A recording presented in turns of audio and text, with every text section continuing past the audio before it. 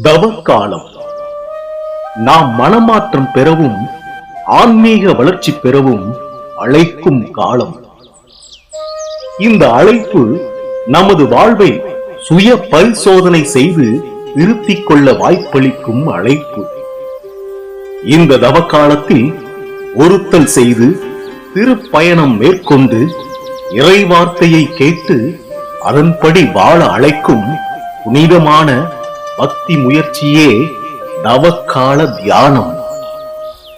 Franciscan சகோதர சகோதரிகளாகிய நாங்கள் இத்தகைய ஆன்மீக அனுபவம் பெற தவக்கால தியானத்தை எங்கே எப்படி நடத்தலாம் என்று எங்கள் ஆன்ம இயக்குனர் அருள்பணி அலெக்சாண்டர் அவர்களோடு ஆலோசனை செய்தோம்.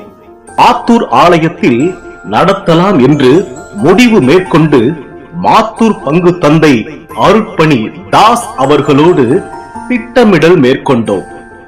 மாத்தூர் பங்கின் கிளை பங்கான எம்ஐடி குழந்தை இயேசு ஆலயத்தில் தவக்கால தியானத்தை நடத்த முடிவு மேற்கொள்ளப்பட்டது. அனைத்து சகோதரத்துவங்களுக்கும் அழைப்பு கொடுத்தோம். நீண்ட தூரத்தில் இருந்தெல்லாம் பேருந்து பயணம் மேற்கொண்டு சகோதர சகோதரிகள் ஆர்வத்தோடு கலந்து கொண்டனர். இறங்கலாம் வாங்க. சரி போகலாம். இந்த பக்கம் வாங்க. அங்கே பஸ் நிக்குது.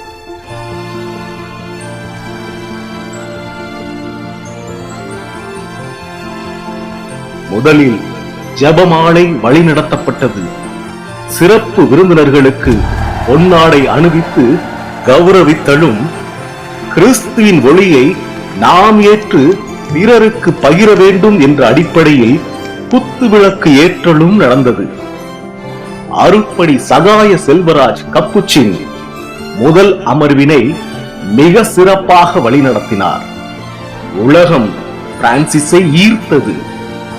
இறைவன் இயேசு பிரான்சிஸை ஈர்த்தார்.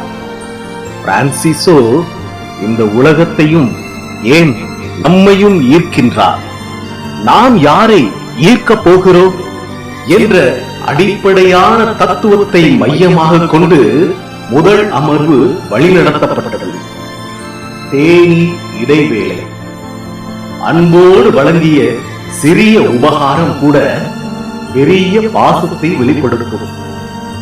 சூடான வடை, பிஸ்கட், தேநீரை எமது சகோதர சகோதரிகள் உணர்ந்து சுவைத்தனர். மாற்றுத்திறனாளியான சகோதரி ஒரு இனிய பாடலை இனிய குரலில் பாடினார். அனைவரையும் மகிழ்வித்தார். இரண்டாம் அமர்வு முதல் அமர்வின் தொடர்ச்சி. சிறிது கூட தொய்வு இல்லாமல் நேரம் போனதே தெரியாமல் கருத்துக்களை கேட்டுக்கொண்டே இருந்தோம். காலத்தை கருதி நிறைவு செய்தோம். தங்களது பயிற்சி காலத்தை முடித்த சகோதர சகோதரிகள் வார்த்தை பாடு கொடுத்து ரெகுலர் சகோதர சகோதரிகளாக அடுத்த கட்டத்திற்கு பயணப்பட்டனர். மனமாற்றத்திற்கான திருப்பலி கொண்டாட்டத்தில் பக்தியோடு பங்கேற்றோம். நற்கருணை உட்கொண்டு எங்களையே தயார்படுத்தினோம். அன்பு கலந்த ஏழ்மை உணவு, சுவையும் சேவை நிறைந்த மதிய விருந்து, எளிமையான பரிமாறு, உறவாக கலந்து பேசி மகிழ்ந்து ருசித்து உணவு உட்கொண்டோம். 135 பேர் கலந்து கொண்ட இந்த தவக்கால தியானம் சாதாரண நாளாக துவங்கி அர்த்தமுள்ள நாளாக எங்களுக்கு மாறியது.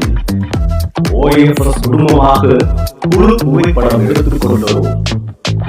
சிரிப்போடு நன்றி.